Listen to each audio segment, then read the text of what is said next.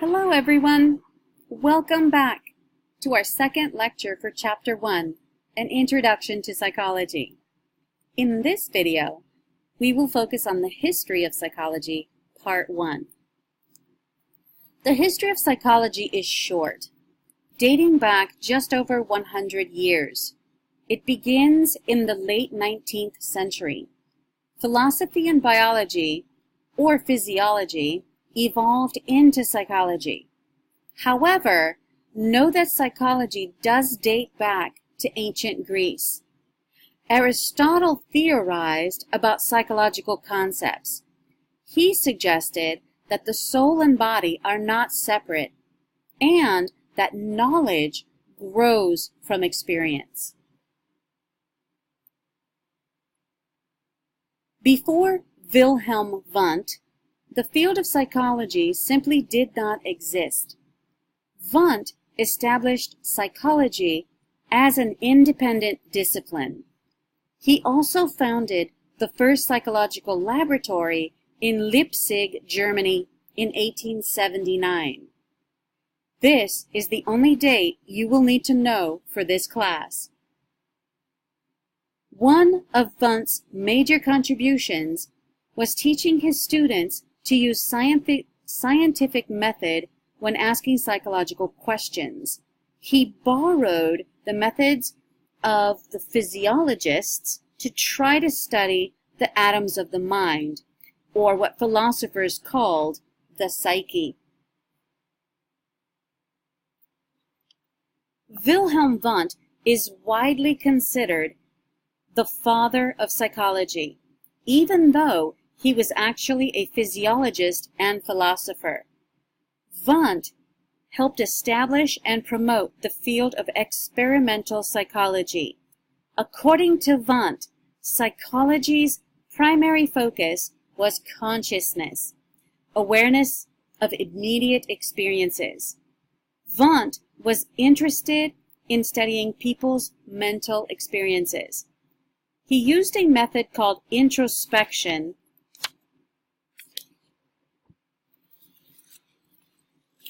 or careful self-examination and reporting of one's conscious experience, what one is perceiving, feeling, thinking, or sensing at each particular moment in time.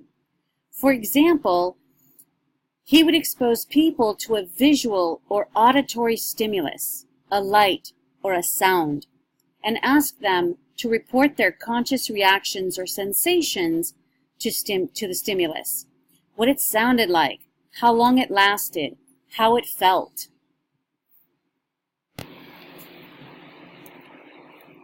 As we proceed through the history of psychology, we will also talk about the three early schools of thought: structuralism, functionalism, and psychodynamic perspective.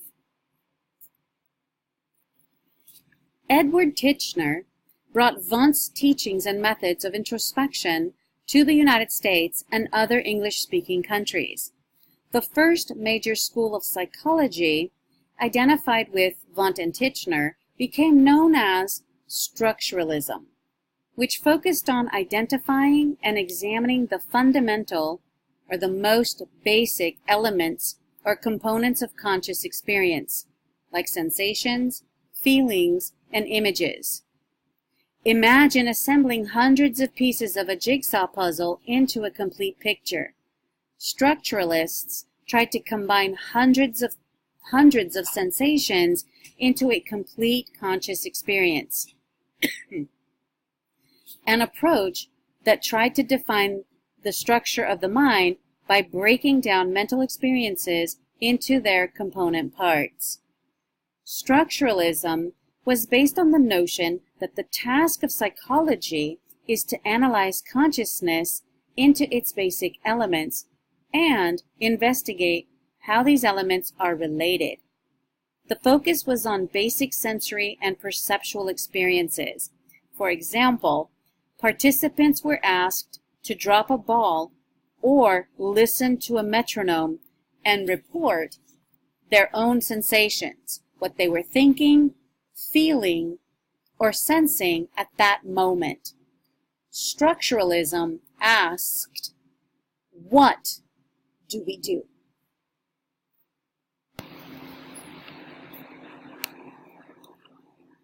William James, who we will discuss on the next slide, admitted the first female student, Mary Whiton Calkins, to Harvard University and tutored her. Despite his efforts, she was not able to get a PhD from Harvard, even though she completed Harvard's graduate program. Harvard offered her the degree from its sister college, Radcliffe. Calkins refused it. She received a position at Wellesley College in 1887 and established a very productive laboratory in 1891, studying short-term memory. In 1906, Calkins was the first female elected president of the American Psychological Association, or APA. Margaret Floyd Washburn was the first person, male or female, to receive a PhD from Edward Titchener in 1884. She was also the first female to receive a PhD in the U.S. from Cornell University.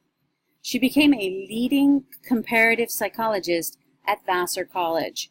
She published her most influential work in The Animal Mind in 1908, and in 1921, she was elected the second female president of APA.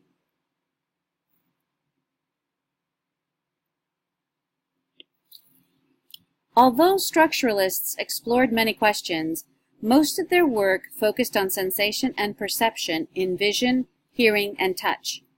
William James did not believe that conscious experience could be separated into distinct elements.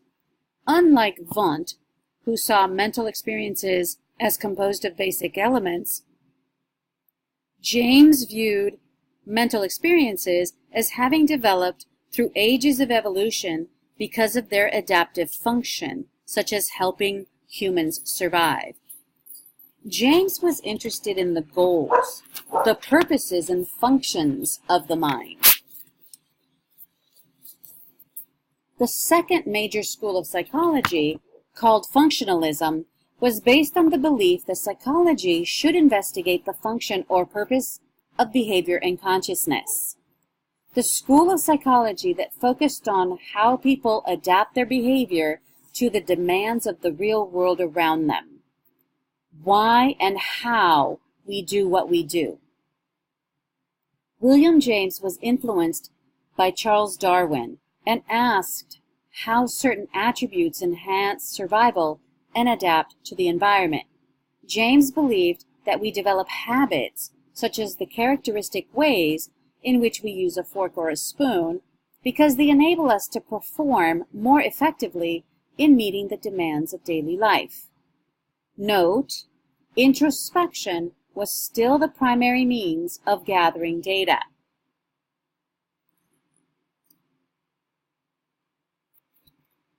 G. Stanley Hall founded the first American Journal of Psychology and the first lab in the U.S. in 1883 at Johns Hopkins University. Hall's work focused on child development and education. Hall mentored Francis Cecil Sumner, who became the first African-American male to earn a PhD in psychology in the U.S. in 1920. So which school won out? Both schools faded away, but functionalism helped develop evolutionary psychology and applied psychology. The third major school of psychology was psychodynamic perspective. Perhaps the school of psychology that is most familiar to the general public is the psychodynamic perspective to understanding behavior, which was championed by Sigmund Freud and his followers. Psychodynamic psychology is an approach to understanding human behavior that focuses on the role of unconscious thoughts, feelings, and memories. Freud developed his theories about behavior through extensive analysis of the patients that he treated in his private clinical practice. Freud believed that many of the problems that his patients experienced, including anxiety, depression, and sexual dysfunction, were the result of the effects of painful childhood experiences that the person could no longer remember. Many of Freud's theories are no longer accepted in contemporary psychology because his ideas were not supported by research evidence. However, the importance of the unconscious in human behavior, the idea that early childhood experiences are critical, and the concept of talk therapy as a way of improving human lives are still central to psychology. Freud's idea that we should talk to psychiatric patients was revolutionary for his time.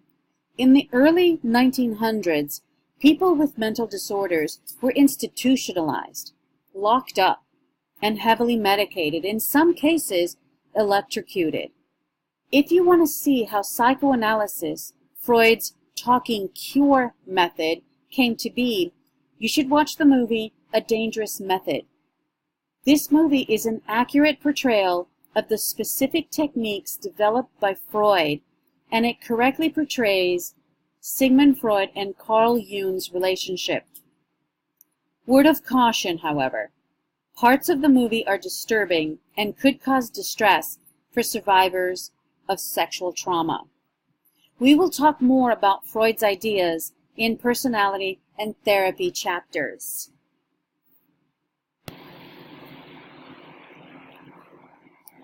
Gestalt psychology looks at the human mind and behavior as a whole.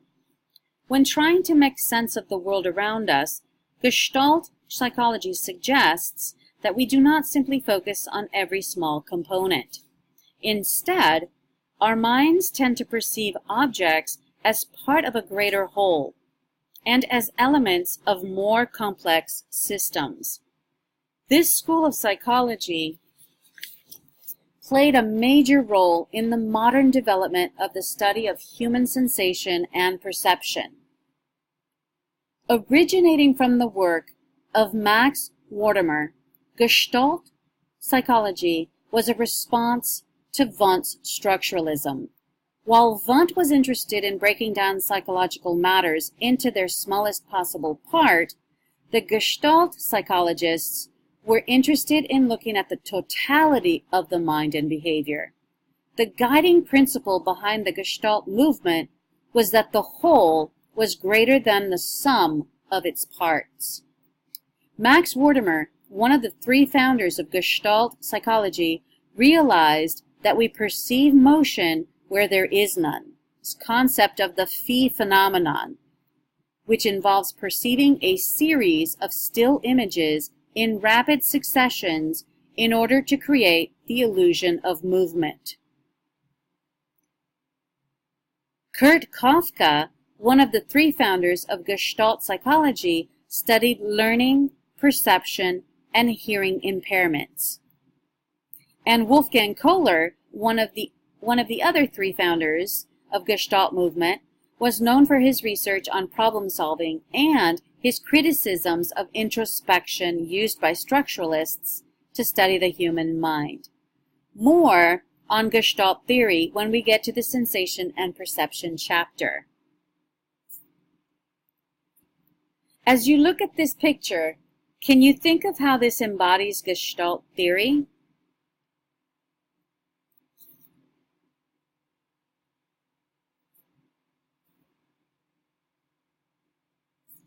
This image depicts a lot of rocks that at some point chipped off of a larger rock and now are parts of the whole. The idea of Gestalt psychology is the idea that the whole is greater than the sum of its parts, and this picture depicts parts or pieces of that whole. Up to this point, psychology was focused primarily on the conscious and the unconscious experiences of the mind. Around the 1920s, psychology began to shift away from studying consciousness and unconsciousness. It was a pendulum shift from subjective experiences to more objective and observable behaviors. Although they differed in approach, both structuralism and functionalism were essentially studies of the mind. The psychologists associated with the school of behaviorism, on the other hand, were reacting in part to the difficulties psychologists had when they tried to use introspection to understand behavior. Behaviorism is a school of psychology that is based on the premise that it is not possible to objectively study the mind, and therefore that psychologists should limit their attention to the study of behavior itself. The focus on the study of observable behavior was also responsible for the rise in animal research. The founder of behaviorism was American psychologist John B. Watson. He rejected introspection as a method of scientific inquiry and proposed that psychology should become a science of behavior, not mental processes. He was influenced by the work of the Russian physiologist Ivan Pavlov, who had discovered that dogs would salivate at the sound of a tone that had been previously associated with the presentation of food. Watson and other behaviorists began to use these ideas to explain how events that people and other organisms experienced in their environment or stimuli could produce specific behaviors or responses. For example, in Pavlov's research, the stimulus, either the food or after learning, the tone, would produce the response of salivation in the dogs. By the 1920s, behaviorism became the fourth major school of psychology in the United States and remained the dominant force in American psychology for several generations through the late 1950s.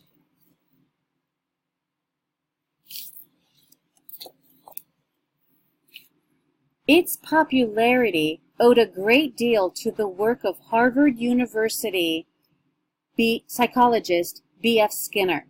Skinner used the ideas of stimulus and response along with the application of rewards or reinforcements to train pigeons and other animals. Skinner showed that he could train animals to perform simple behaviors by rewarding particular responses. For example, the whales and dolphins that perform behaviors in the shows at SeaWorld were trained using the principles that behaviors can be shaped by environmental consequences. Another example of this type of training is observed in the movie Seabiscuit. According to Skinner, everything we do, from saying bless you when someone sneezes, to attending class, to making a sandwich, represents responses learned through reinforcement. Behaviorism's fundamental principle: organisms tend to repeat responses that lead to positive outcomes and tend to not repeat responses that lead to neutral or negative outcomes. And he used the general principles of behaviorism to develop theories about how to teach children and how to create societies that were peaceful and productive.